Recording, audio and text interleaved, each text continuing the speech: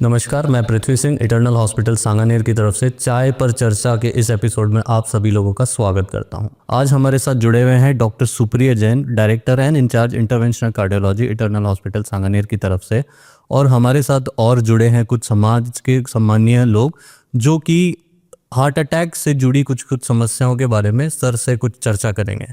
तो स्वागत है आप सभी लोगों का चाय के चर्चा के इस एपिसोड में। मैं बहादुर सिंह शेखावत, श्री राजगुरु सभा जयपुर इकाई मानसरोवर का अध्यक्ष हूँ। इटर्नल हॉस्पिटल से काफ़ी लगाव है, बहुत सारी सेवाओं के लिए अक्सर हम आते रहते हैं। एक स्वास्थ्य से संबंधित है, मैंने आज ही अखबार में पढ़ा है कि 8 साल के एक बच्चे का हार्ट अटैक हुआ। उम्र के हिसाब से अब सीमा नहीं रही। कन्फ्यूजन होता है, जैसे कई बार हमारे चेस्ट में मतलब छाती में दर्द होता है तो कई बार हम कंफ्यूज करते हैं कि गैस की समस्या है। तो डॉक्टर साहब आपसे ये प्रश्न है कि हार्ट अटैक के लक्षण क्या है और इमीडिएटली जब लक्षण जब हमको पता होते हैं तो हम क्या बचाव में क्या करें। देखिए साहब, हार्ट अटैक दिल जो है वो अंदर का अंग है, वो अपनी छाती की दीवार का अंग नहीं, वो अंदर का अंग है। तो जब भी हार्ट अटैक होता है, हार्ट खुद मुश्किल में आता है तो वो रेफर्ड पेन देता है। रेफर्ड पेन मतलब उसका जो दर्द जो छाती में आएगा वो एक पर्टिकुलर जगह पे नहीं आएगा, वो पूरी छाती के अंदर होगा। Central part of the chest जिसको हम कहते हैं, बीच में होगा। वो गले में और दोनों हाथों में आ सकता है, ठीक है। या छाती के बीच का दर्द गले में, उल्टे हाथ को। कभी कभी कुछ लोग स्पेशली जिनकी उम्र ज़्यादा है या जिनको डायबिटीज़ है या फीमेल, ये 3-4 तरह के जो पेशेंट्स होते हैं उनको एटिपिकल सिम्टम्स आते हैं। मतलब उनको छाती में दर्द नहीं होगा, उनको केवल गर्दन में दर्द होगा। कुछ मरीज ऐसे भी होते हैं जिनको सिर्फ चलने में गर्दन में दर्द आ रहा है, वो या दांत में दर्द आ रहा है, वो डेंटिस्ट के पास जाते रहते हैं, डेंटिस्ट बोलता भाई कुछ नहीं है।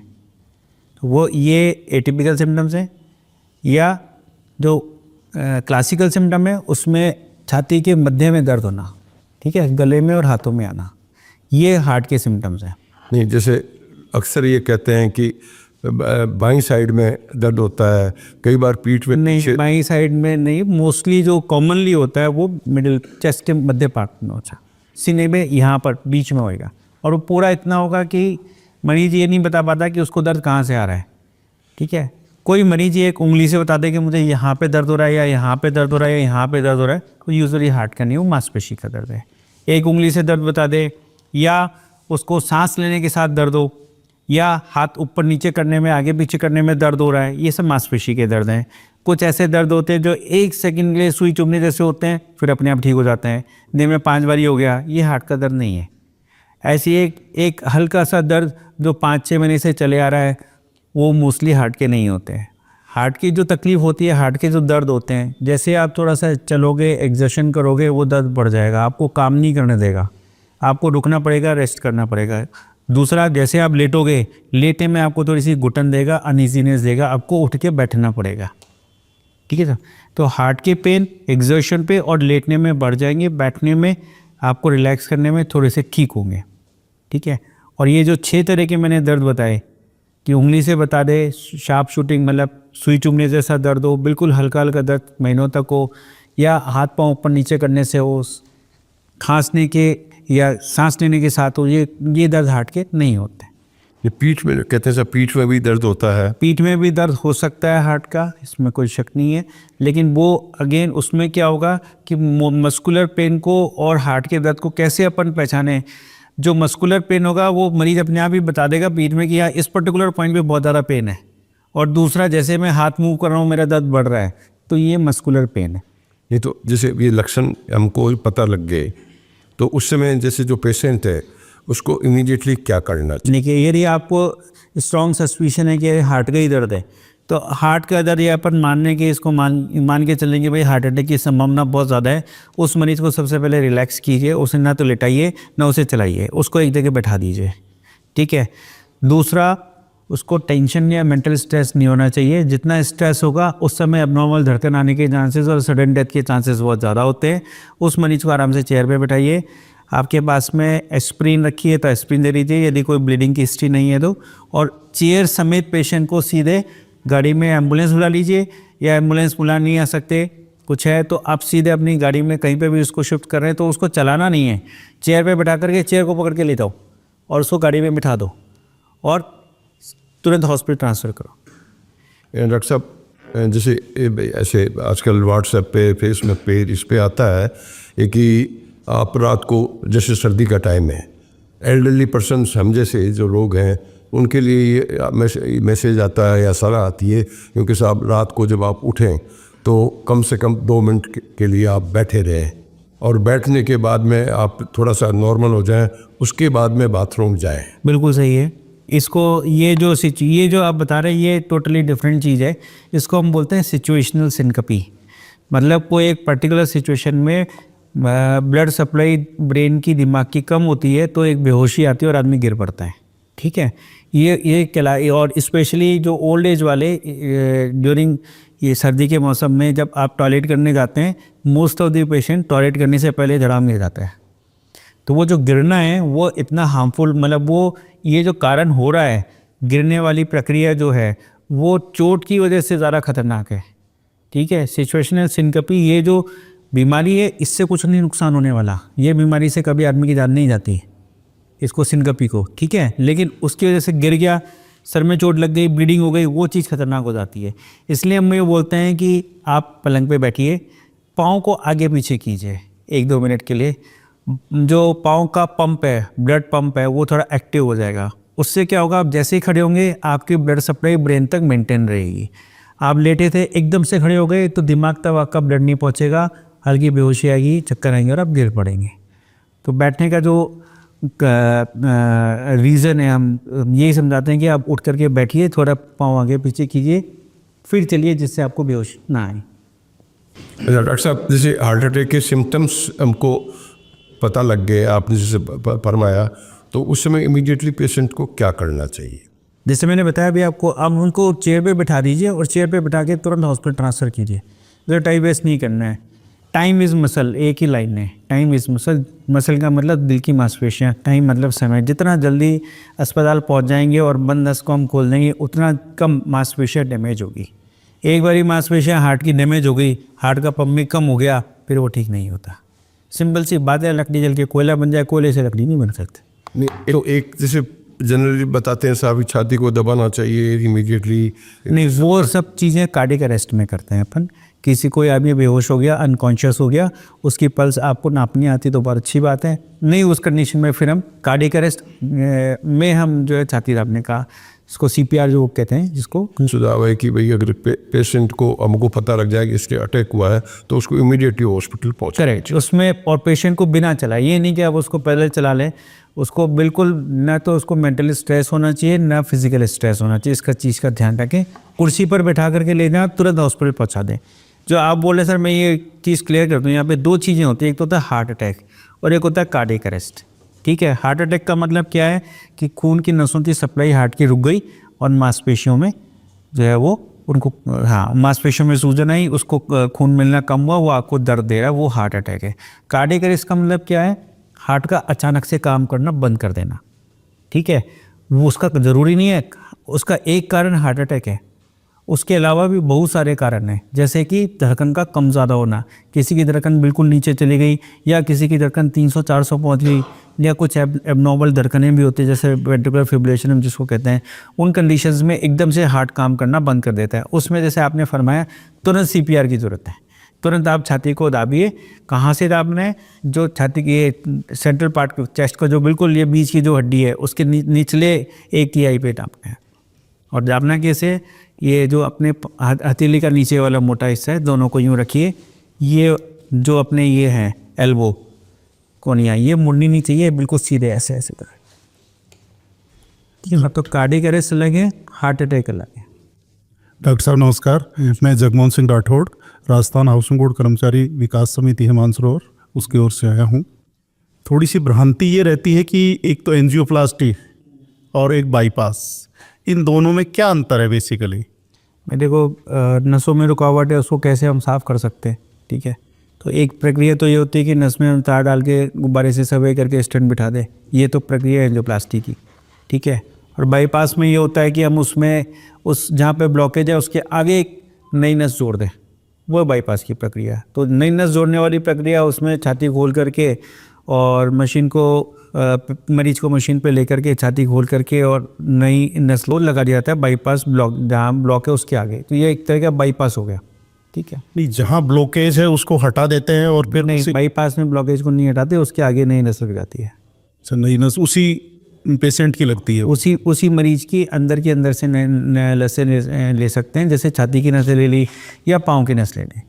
इसमें गंदे खून की, साफ खून की नस, जितनी साफ खून की नसें लगेगी उतना बाईपास अच्छा होगा और वो लंबे समय तक चलेगा। आर्टरी और वेन। करेक्ट। आर्टरी की नस, जो आर्टेरियल बाईपास होता है उसकी उम्र ज़्यादा लंबी होती है, और जो वीनस बाईपास है वो उसकी उम्र कम होती है। जी सर, थैंक सर। दूसरा थोड़ा सा एक ये था कि जो ही एक भ्रांति है लोगों में कि अब इसके हार्ट पेशेंट है ये, इसके बाद में ये ज़्यादा अपना एग्जॉशन नहीं कर सकता या ये खा नहीं सकता, इसको ये सावधानियां बरतनी चाहिए। तो बेटर जीवन के लिए आदमी, हार्ट पेशेंट जो है, बाईपास सर्जरी या जिसको एंजियोप्लास्टी हुई है उसके बाद में उस पेशेंट को अपना बेटर जीवन किस तरह से बिता सकता है, इसके बारे में थोड़ा आप। मैं देखो, एक कॉमन प्रॉब्लम आती है, एक पेशेंट है जिसका स्टंट लग गया या बाईपास हो गया। अब उसका पहला सवाल होता है कि क्या मैं जीवन भर मिठाई नहीं खा सकता, क्या मैं ये काम नहीं कर सकता। देखो, ऐसा है कि ये अपन सब चीज़ें बंद कर देंगे तो जीवन में आनंद खत्म हो जाएगा, ठीक है। और दूसरी चीज़ ये है कि हम इसको ज़्यादा लेंगे तो दोबारा हमारे पास आ जाएगा मरीज। और अति नहीं रहे, बिल्कुल सही। सामान्य जो अपनी डाइट है अभी सारा पहले जैसे आपने प्लान किया कि आज मुझे गाजर का हलवा खाना है, बिल्कुल खाइए, हम मना नहीं करते खाने, लेकिन गाजर का हलवा खाने से पहले 2-3 किलोमीटर पता चल लीजिए उसको, या उसको कम खाएं और उसको डाइजेस्ट कर लें। डाइजेस्ट कर दें। सबसे देखो, basic बहुत चीज़ें, बहुत सिंपल सी चीज़ें हैं कि अपने जो रेगुलर मेडिसिन है उसको चलते रहें, डॉक्टर की सलाह लेते रहें, रेगुलर इंटरवल पे 2 से 3 महीने में डॉक्टर से मिलते रहें और दवाई खाते रहें, प्लस जो अपनी जीवन शैली है उसको साधारण रखें। मैं अवधेश कुमार पांडे, राष्ट्रपति पुरस्कार हूँ मैं। 2 टाइम 2008-2009 में मेरे को राष्ट्रपति पुरस्कार मिला हुआ था। मैं डॉक्टर साहब, तो ये जो हार्ट की जो समस्याएं हैं उसमें मेरा एक पूछना था कि शुगर के मरीज़ को हार्ट से क्या इफ़ेक्ट होता है? मेरे को, अपन बोलते हैं ना कि आग जल रही है, उसको बढ़ा रहे तो क्या करेंगे, घी डाल देंगे। गेड़ा। बस वही काम शुगर पे है। अच्छा, शुगर उसको हार्ट को डैमेज करता है? हार्ट गैस, इसमें आग में घी डालने का काम करती है शुगर। शुगर के मरीज को चाहिए कि अपनी शुगर कंट्रोल करके रखे। किसी की शुगर कंट्रोल है और 30 साल उसने कंट्रोल शुगर के साथ निकाल लिए तो कुछ नहीं होगा। अनकंट्रोल शुगर है तो हार्ट की जो नसें होती हैं उनमें बीमारी ज़्यादा खतरनाक होती है। खतरनाक का मतलब क्या होता है कि जो शुगर वाले मरीज होते हैं ना, उसमें एक छोटा सा ब्लॉक नहीं आएगा, उसमें ब्लॉक जहाँ से नस शुरू हुई है और जहाँ ख़त्म हुई है वहाँ तक पूरी नसों में ब्लॉक होता है। तो उस तरह की नस को, उसको ठीक करना सबसे मुश्किल काम होता है। कई बार तो ये चीज़ें हम बोल देते हैं, भाई आपका ना तो बाईपास हो सकता है ना आपका स्टंट लग सकता है, आप दवाइयाँ ही खाओ, दवाइयाँ से चलो और जितने काम करने में आपको तकलीफ ना हो आप उतने ही काम करो। तो आदमी की क्वालिटी ऑफ लाइफ ख़राब हो गई और हमेशा हार्ट अटैक का रिस्क बना रहा, ठीक है। तो शुगर एक ऐसी चीज़ है जो नसों को बिल्कुल ख़राब कर देता है। कब करता है? जब शुगर अनकंट्रोल। यदि अपन शुगर को कंट्रोल करके चलेंगे तो मोस्टली इतनी बीमारी नहीं होती जितनी अनकंट्रोल शुगर के साथ में होती है। तो ऐसे नहीं कि हमको शुगर हो गई तो हमको क्या होगा, इसमें डरने वाली बात नहीं है। इम्पॉर्टेंट चीज़ है उसको कंट्रोल करके चलें। इसमें कई चीज़ें ऐसे, शुगर का जो मरीज़ है वो अपना खान पीन तो बदल लेता है, चीनी नहीं खाता है, वो मीठी चाय नहीं पीता है। हाँ, ठीक है। अब इसमें शुगर का क्या रोल रहता है? भाई देखो, डायबिटीज़ का मरीज यदि मिठाई खाता है तो क्या होगा? अब आप ही बता दीजिए मुझे, कौन सी ऐसी मिठाई है जिसमें घी नहीं होता? सब में होता है। एक रसगुल्ला, एक आगरे का पिट्ठा, 2 ऐसी मिठाइयाँ हैं जिसमें घी नहीं होता, ठीक है। बाकी सब मिठाइयों में घी होता है। लेकिन उसमें शुगर ज़्यादा होती।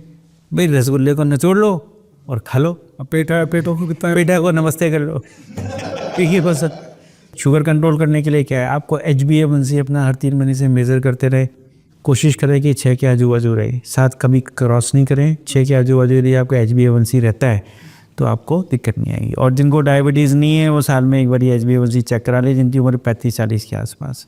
छोटे बच्चों में आनुवंशिक होता है, बड़े लोगों में शुगर इसलिए नहीं होती कि हम मीठा खाते हैं, शुगर इसलिए होती है कि हमारे शरीर का इंसुलिन धीरे धीरे कम होता जाता है, वो ख़त्म होता जाता है। तो यदि हम शुगर कम खाएंगे तो हमें इंसुलिन की रिक्वायरमेंट कम रहेगी तो शुगर अनकंट्रोल नहीं होगी। सब नमस्कार, मैं रमेचल सैनी, संघ निरसना व्यापार संघ अध्यक्ष। तो सर मैं हार्ट्स के बारे में कई बार ECG कर देते हैं, इको कर देते हैं, फिर भी हार्ट की उसमें पकड़ों नहीं आती है, फिर भी हार्ट फेल हो जाता है। इसकी क्या कारण है? भाई ECG को नॉर्मल हो सकते हैं यदि आदमी को हार्ट अटैक नहीं पड़ा। एंजाइना पेन हो रहा है इसका मतलब ये नहीं कि उसको हार्ट में डैमेज हो गया है। किसी को एंजाइना पेन चल रहा है, ECG भी नॉर्मल हो सकती है, इको भी नॉर्मल हो सकता है, ठीक है। उसका पता तो फिर डॉक्टर प्रॉपर हिस्ट्री लेके बताएगा भाई कि इसमें जो है एंजाइना पेन है ये। जैसे मैंने अब इनको बताया कि बिल्कुल सेंट्रल पार्ट ऑफ चेस्ट में बिल्कुल बीच में दर्द आ रहा है, थोड़ा चलते ही बढ़ जा रहा है, रुकने में कम हो रहा है, ये हार्ट का दर्द लगता है। इस तरह के मरीज़ होते हैं। इस पर हमारे पास में कुछ टेस्ट होते हैं, जैसे हम TMT का टेस्ट कर लें, एंजियोग्राफी कर लें या CT एंजियोग्राफी की जांच कर लें। तो इनमें से कौन सा टेस्ट किस मरीज़ के लिए है वो हम डिसाइड करते हैं। जैसे हमको लगता है यार कि चांसेस कार्डियक डिजीज़ के कम है, वो बोलता है कि साहब कभी तो होता है कभी नहीं होता, तो उसको हम ट्रेडमिल टेस्ट एडवाइस करते हैं, भाई आप ट्रेडमिल टेस्ट कर लो। फिर उसके बाद में आता है, और ट्रेडमिल टेस्ट में एक चीज़ और बताऊँ, इसमें 68% के आसपास ही ट्रेडमिल टेस्ट सही होता है ना। 30% के आसपास, 30 से 35% में ट्रेडमिल टेस्ट जो होता है वो आपको गलत रिजल्ट देगा। हो सकता है ट्रेडमिल बोल दे कि आपकी तो गड़बड़ आ रही है और एंजियोग्राफी नॉर्मल निकले, या इसका उलट हो सकता है कि ट्रेडमिल जो बोले कि नहीं भाई आपका तो टेस्ट जो है नॉर्मल है, आपको हार्ट की डिजीज़ नहीं है और आपका एंजियोग्राफी ख़राब आ गया, ठीक है ना सर। इसके बाद में आता है दूसरा एंजियोग्राफी और CT एंजियोग्राफी। कई बार हम बोलते हैं एंजियोग्राफी करा लो साहब, जहाँ हमको कंफर्म है कि यार ये तो हार्ट डिजीज़ का ही मामला है, इसमें क्लासिकल एंजाइना पेन है, तो फिर हम ये बोलेंगे भाई आप एंजियोग्राफी करा लो। वो इसलिए बोलते हैं क्योंकि यदि उसमें बीमारी निकलती है तो तुरंत उसको ठीक किया जा सकता है। एक टेस्ट होता है CT एंजियोग्राफी, जहाँ डाउटफुल चेंज है, डाउटफुल पेन है, यार हार्ट का हो भी सकता है नहीं हो सकता। और दूसरा एक इम्पॉर्टेंट महत्वपूर्ण चीज़ है कि उसमें कैल्शियम कम होना चाहिए। मतलब जैसे एक आदमी की उम्र 70 साल आया है और डायबिटीज़ ब्लड प्रेशर 10 साल से है, उसको नसों में कैल्शियम होने के चांसेस भी होंगे, हार्ट डिजीज़ के चांसेस भी होंगे। वो आगे बोले मुझे CT एंजियोग्राफी करा दो, तो वो अच्छा आइडिया नहीं है। उनको बोला जाएगा कि भाई आप प्रॉपर एंजियोग्राफी कराओ, ठीक है। एक 45 साल का यंग आदमी आता है जिसको 2 साल से डायबिटीज़ है और उसको डाउटफुल सा पेन है, उसके लिए CT एंजियोग्राफी बढ़िया है। दोनों में टेक्निकली क्या फ़र्क है? CT एंजियोग्राफी में एक तो धड़कन थोड़ी हार्ट की कंट्रोल लेनी चाहिए, दूसरा हम जो दवाई से जांच करते हैं CT एंजियोग्राफी में, वो CT एंजियोग्राफी में ज़्यादा लगती है, और नॉर्मल एंजियोग्राफी में हम हमारे हिसाब से उसको मॉडिफाई कर सकते हैं। तो किडनी के इशू वाले पेशेंट प्रॉपर एंजियोग्राफी में जाएँ वो ज़्यादा अच्छा है, CT एंजियोग्राफी उनके लिए अच्छी चीज़ नहीं। तो CT एंजियोग्राफी ये हम लोग डिसाइड करते हैं। इसके अलावा एक टेस्ट होता है स्ट्रेस इकोकार्डियोग्राफी। इको में स्ट्रेस इको में क्या होता है, जैसे ट्रेडमिल पे दौड़ाते हैं ना, ऐसे हम दौड़ा करके और उसका हम हार्ट में पंपिंग इको के द्वारा चेक कर लेते हैं किसी पर्टिकुलर हार्ट के हिस्से में कोई कमज़ोरी तो नहीं आ रही। तो दौड़ाने की ज़रूरत बिल्कुल यार, TMT के साथ में इको, वो स्ट्रेस इको है। कभी कभी आदमी, अब जैसे घुटने बदलने वाले बहुत सारे मरीज आते हैं कि साहब हमारा घुटना बदलना है, हमको फिटनेस दो, तो उसके हम करते हैं 2 विटामिन स्ट्रेस, उनको एक दवाई देते हैं, उससे उसकी धड़कन बढ़ाते हैं, धड़कन बढ़ा करके फिर हम उनका घड़ी घड़ी इको देखते हैं। ये एक पूरा टेस्ट होता है, उसको हम स्ट्रेस इकोकार्डियोग्राफी कहते हैं। स्ट्रेस इकोकार्डियोग्राफी की भी जो रिलायबिलिटी है वो काफ़ी अच्छी है, 80% के आसपास वो अच्छा रिजल्ट देता है हमको, ठीक है। गोल्ड स्टैंडर्ड 100% तो आपको एंजियोग्राफी से पता लगेगा। कई बार जैसे इको, ECG और TFT करवा लिया और उसके 10 बाद में हार्ट दिखा कि आज भी मर गया। हाँ, इसका क्या कारण? इसका कारण देखो, अब 2 चीज़ें हैं। ये बहुत अच्छा सवाल पूछा आपने। अभी OPD में पेशेंट देख के आना, उसने यही कहा कि साहब मैंने पिताजी का ये प्रोस्टेट का ऑपरेशन कराया, डॉक्टर ने स्ट्रेस इको कराया जिसकी मैंने अभी बात की, वो बिल्कुल नॉर्मल था, और 1 महीने बाद में हार्ट अटैक आ गया और हार्ट 50-55% काम कर रहा था, अभी 25% काम कर रहा है, मेरा मरीज ICU में भर्ती है। ऐसे कैसे हो गया? देखो साहब, जो नसों में ब्लॉक आ रहे हैं, जो कोलेस्ट्रॉल की वजह से आ रहे हैं, जो धीरे धीरे बढ़ रहे हैं, उन ब्लॉकेजेस से चलने में एंजाइना पेन होगा, ठीक है। उसमें हार्ट अटैक के चांसेस होते हैं, लेकिन उतने नहीं होते जितने बिल्कुल साफ़ नसों में होते हैं। साफ़ नसें होंगी तो न तो ECG में आएगा, न इको में आएगा, न ट्रेडमिल में आएगा। उसमें क्या होगा, उसमें सॉफ्ट प्लाक रप्चर होता है। सॉफ्ट प्लाक मतलब अपनी जो खून की नसें होती हैं बिल्कुल कांच की तरह एकदम चिकनी समतल होती हैं, उसमें जब कोलेस्ट्रॉल जमता है तो थोड़ी खुरदरी होनी शुरू हो जाती है। और हमारे ब्लड की एक ये प्रक्रिया होती है, जैसे ही हमारा खून किसी भी रफ सरफेस पे, खुरदरी सरफेस के टैप उसमें आएगा कांटेक्ट में, वो तुरंत क्लॉट बना देगा। प्रकृति ने बनाया ही ऐसा है। उसका मतलब ये वो ब्लड ये समझता है कि यहाँ से ब्लीडिंग हो रही है, इसको तुरंत सील कर दिया जाए। हमारे नेचर ने ऐसे ही बनाया ना। तो वहाँ जैसे नस खुरदरी हुई, जैसे ही वहाँ कोलेस्ट्रॉल जमा, नस खुरदरी हुई, वहाँ क्लॉट बन जाएगा। क्लॉट बन जाएगा तो नस 100% बंद और हार्ट अटैक। तो वो चीज़ जो है ना, वो चीज़ आपके इको ट्रेडमिल में आएगी नहीं, क्योंकि वहाँ ब्लॉकेज तो था नहीं। 80-90% ब्लॉक होता वहाँ पे, तो आपका ईसीजी इको ट्रेडमिल में पॉजिटिव आ जाता। वहाँ तो आ गया नेगेटिव। लेकिन यदि वो सॉफ्ट प्लाक एकदम से रप्चर हुआ, मतलब वो खुरदरी सतह पे अचानक से क्लॉट आया और आर्टरी बंद होकर के 100% बंद होकर के हार्ट अटैक आ गया, तो वो इन जांचों में पकड़ में नहीं आएगा। उसके लिए तो आपन जो है वो नस के अंदर सोनोग्राफी करे तो ही अपने को कन्फर्म होगा। लेकिन हम ये बोलते हैं कि वो कौन सी ऐसी चीज़ होती है जिससे ये ऐसा हो जाता है कि भाई ये नस भी खुरदरी हो गई, क्लॉट भी आ गया, उसको रोकना वो सबसे ज़्यादा ज़रूरी है। जो यंग हार्ट अटैक है वो उसी वजह से हो रहे हैं। उसको रोकने के लिए क्या करना है? कुछ भी नहीं, वही 6 चीज़ें हैं। बीपी, शुगर, कोलेस्ट्रॉल कंट्रोल रखो अपना, यदि है नहीं है तो रेगुलर चेकअप कराते रहो। अपना वेट और खान पीन नियंत्रण में रखो, तंबाकू से दूर रहो और रोज़ 4 से 5 किलोमीटर पैदल चलो। ये 6 चीज़ें ध्यान रखो, ये रखेंगे ध्यान तो दिक्कत नहीं है। सर जैसे कोलेस्ट्रॉल किसी का 220 225 आ गया, तो उसमें टाइप देखना पड़ेगा। पर जैसे दोबारा चेकअप कराया मैंने, उसी साथ उसमें डाउन आ गया, 200 आ गया। हाँ, अभी मैंने कराया तो एक सुन पे आ रहा है। नहीं, इसमें देखना पड़ेगा साहब कौन सा कोलेस्ट्रॉल अच्छा है, कौन सा मतलब कौन से कोलेस्ट्रॉल की मात्रा कितनी आ रही है। खाली टोटल कोलेस्ट्रॉल कराने से फ़ायदा नहीं होता आपको। नहीं, उसमें आपका गुड कोलेस्ट्रॉल कितना है, उसमें आपका बैड कोलेस्ट्रॉल कितना है, आपने उसका ट्राइग्लिसराइड कितना है, उसके हिसाब से हम उनका रेशो निकालते हैं। वो देखते हैं कि क्या चीज़ चल रही है। तो वो उसको मेरे खान पान को और या रहन सहन के आधार पे नीचे आएगा। देखो क्या होता है, ये चीज़ समझो, जो बॉडी का कोलेस्ट्रॉल होता है हमारे खून में, 2/3 तो हमारा शरीर बनाता है और 1/3 हम डाइट से खाते हैं। ठीक है, आपने डाइट में कंट्रोल कर लिया और फिजिकल एक्टिविटी आपकी ठीक है तो हो सकता है कंट्रोल है। लेकिन फिर भी कुछ लोग ऐसे होते हैं, आप देखोगे बिल्कुल 40 किलो का पतला दुबला आदमी और LDL कोलेस्ट्रॉल, बैड कोलेस्ट्रॉल 200 बैठा हुआ है, उसका बॉडी प्रोडक्शन ज़्यादा है। बोलता है साहब मैं तो खाता ही नहीं कुछ, फिर भी इतना कहाँ से आ गया? बॉडी बनाती है, वो बॉडी प्रोडक्शन है। ऐसे जो लोग होते हैं उनमें दवाई देना ज़रूरी है। उसमें फिर अपन तो मैंने चेकअप करवाया, उन्होंने कहा कि आपका डाउन हो रहा है। आप प्रॉपर उसका देखो कि कौन से कोलेस्ट्रॉल की कितनी मात्रा आई है। ये नमस्कार डॉक्टर साहब, मैं लेखा अग्रवाल अधिवक्ता हूँ और राष्ट्रीय अधिवक्ता मंच जिला उपाध्यक्ष हूँ। मैं आपसे एक क्वेश्चन पूछना चाहूँगा कि आजकल ये युवा पीढ़ी में सबसे ज़्यादा अटैक सुनने को मिल रहा है। सुबह जॉगिंग में गए, वॉकिंग में गए, वहाँ अटैक आ गया, जिम में गए, जिम करते करते ही अटैक आ गया। इसका क्या कारण है? भाई देखो ऐसा है कि ये जो आजकल हो रहा है उसका क्या कारण है। पहले तो ये कि सबसे इम्पोर्टेंट चीज़, हम कोई भी एक्टिविटी शुरू कर रहे हैं तो अचानक से बहुत हाई लेवल पे नहीं करें। अच्छा, ठीक है, आपकी उम्र 32 साल हो गई, बचपन से आज तक जिम नहीं गए, वजन बढ़ गया तो यार चलो मैं जिम ज्वाइन कर लेते हैं, बहुत अच्छा आइडिया नहीं है। क्या करना चाहिए इसमें? उसमें ये अपने को बॉडी को धीरे धीरे ट्यून करना चाहिए। अच्छा, ठीक है, डायरेक्ट जिम नहीं करें? डायरेक्ट जिम नहीं करें। पहले आप थोड़ा सा अपना वॉकिंग करें। वॉकिंग भी ऐसा नहीं कि पहले दिन ही जो है 6 किलोमीटर चल लिए, जिस वजह 3 किलोमीटर भाग लिए, तो इसको हम बोलते हैं अनड्यू फिजिकल स्ट्रेस। ऐसा फिजिकल स्ट्रेस जिसके लिए बॉडी ट्यून नहीं है, एकदम से करोगे तो हार्ट पे प्रेशर आएगा ही आएगा। तो लगातार नहीं करें, शुरू में धीरे धीरे करें। यस, धीरे धीरे। पहले आप अपना थोड़ा सा डाइट चेक करें, डाइट में आपका जो कोलेस्ट्रॉल, शुगर है उसको कंट्रोल करें। धीरे धीरे अपनी वॉकिंग शुरू करें, 1 किलोमीटर, 2 किलोमीटर, 3 किलोमीटर, ग्रेजुअली उसको इंक्रीज़ करें। और उसके बाद में आपको जिमिंग करनी है, आप कर सकते हैं। जिमिंग मैं बोलूँगा यंग एज के अंदर कोई दिक्कत नहीं है, आप आराम से करें। थोड़ा सा एज ज़्यादा है तो फिर कार्डियो एक्सरसाइज ज़्यादा करें। कार्डियो एक्सरसाइज जैसे running, jogging, swimming, walking, cross trainer, brisk walk, ये आप कर सकते हो। ये हार्ट के लिए सब अच्छी हैं।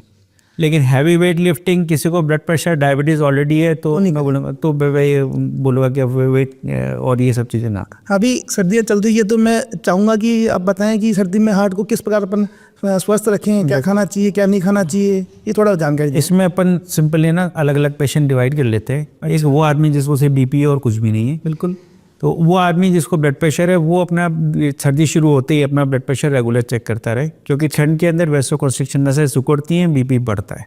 तो हो सकता है कि उसकी बीपी की जो मात्रा है, दवाइयों की मात्रा, वो बढ़ जाए सर्दियों में। और होली के आसपास जब टेम्परेचर वापस नॉर्मल हो जाता है उस समय दवाई की मात्रा कम हो जाए। ऐसे लोग, बहुत सारे लोग होते से होते हैं कि यार मेरे को तो बीपी आया था, मैंने गोली बंद कर दी क्योंकि कंट्रोल आ गया था, नीचे जा रहा था। अब आप उनसे पूछोगे कब हुआ था, तो बोलेंगे सर्दी में बढ़ा था और होली के बाद में वो कम हो गया था, तो डॉक्टर ने दवाई बंद कर दी। लेकिन जब अगली सर्दी आई तो उन्होंने चेक नहीं कराया, हाँ हाँ, फिर वो फिर दिक्कत हुई। तो ये चीज़ ध्यान रखें, जब भी ठंडी आए बीपी बढ़ने के चांसेस काफ़ी ज़्यादा होते हैं। यदि आप सर्दियों में बढ़ती है बीपी ज़्यादा? बीपी ज़्यादा सर्दियों में बढ़ती है। यदि आप बॉर्डर लाइन हाइपरटेंसिव हैं और दवाई नहीं ले रहे, बॉर्डर लाइन बीपी चल रहा है, तो आप सर्दियों में हो सकता है आपको दवाई की ज़रूरत पड़ जाए। और ऑलरेडी आप मेडिसिन ले रहे हैं तो हो सकता है सर्दियों में आपको ज़्यादा दवाई की जरूरत क्या है। और रखें, बचाव क्या रखें इसमें बीपी के लिए? बीपी सर्दी से बचाव रखना और कुछ नहीं रखना। बाकी अचार पापड़ नमकीन वगैरह जो नमक का इंटेक है वो कम रखें, क्योंकि सर्दियों में हम क्या है, पसीने में पानी तो बहाते नहीं है। सही कह रहे हैं आप, बिल्कुल। पसीना आता नहीं है, बॉडी में वॉल्यूम ज़्यादा रहता है, बीपी ज़्यादा रहता है। ठीक है। अच्छा, इसके अलावा वो लोग जिनको ऑलरेडी बाईपास हो रखी है, बिल्कुल, या जिनको स्टंटिंग हो रखी है, वो क्या करें, एक तो ये सर्दी में अपना घी जो ज़्यादा खाने की प्रवृत्ति है उससे दूर रहे। वो चीज़ आप लड्डू कम खाए सर, खाने ही नहीं है, सर्दी में लड्डू अवॉइड करते हैं। दूसरा, तेज ठंड से बचाव रखना, तेज ठंड में नहीं निकलें। रेगुलर वॉक करें, लेकिन वॉक करने का समय रखें आफ्टरनून में 3 से 4-5 बजे के बीच में, जब मौसम काफ़ी अच्छा रहता है। मॉर्निंग वॉक नहीं करना है। सुबह उठ करके तेज ठंड में जाएंगे तो आपको अटैक के चांसेस ज़्यादा रहेंगे, इसलिए वो समय आपको अवॉइड करना है। तीसरे तरह के पेशेंट ऐसे हैं जिनको ऑलरेडी अटैक पड़ चुका है और हार्ट का पंपिंग कम हो गया, 30% आ गया, 25% आ गया। ये लोग सर्दी में बारी बारी हार्ट फेलियर लेकर के भर्ती होते रहते हैं। कारण वही है, बॉडी से पानी का जो है वो बाहर निकल नहीं रहा, सिर्फ और सिर्फ जो निकल रहा है यूरिन से निकल रहा है। बॉडी एक्स्ट्रा वाटर रिटेन कर लेती है, ज़्यादा वाटर रिटेन कर लेगी, वो हार्ट उसको उतना टॉलरेट नहीं कर पाता और मरीज हार्ट फेलियर में चला जाता है। उसका तरीका ये होता है कि आपका जितना यूरिन आ रहा है उस हिसाब से आप पानी का इंटेक करें। और सर्दी कम पंपिंग वाले लोग हर महीने डॉक्टर को दिखाते रहें। गर्मी में 3 महीने में एक बार ही चल जाता है, लेकिन ठंड के अंदर हर महीने दिखाते रहें। इसका एक तरीका ये भी होता है कि आप वेट मशीन रखें। जैसे आपका बॉडी वाटर वेट बढ़ना शुरू होगा तो आपका जो वज़न है वो अचानक से बढ़ेगा। अचानक से जैसे 4 दिन के अंदर 7 किलो 8 किलो बढ़ गया। बॉडी मास नहीं बढ़ सकता इतनी जल्दी, वो वाटर रिटेंशन की वजह से बढ़ रहा है। वो अर्लीस्ट साइन होता है, अपन तुरंत उसको पहचानें। एक आसान तरीका है।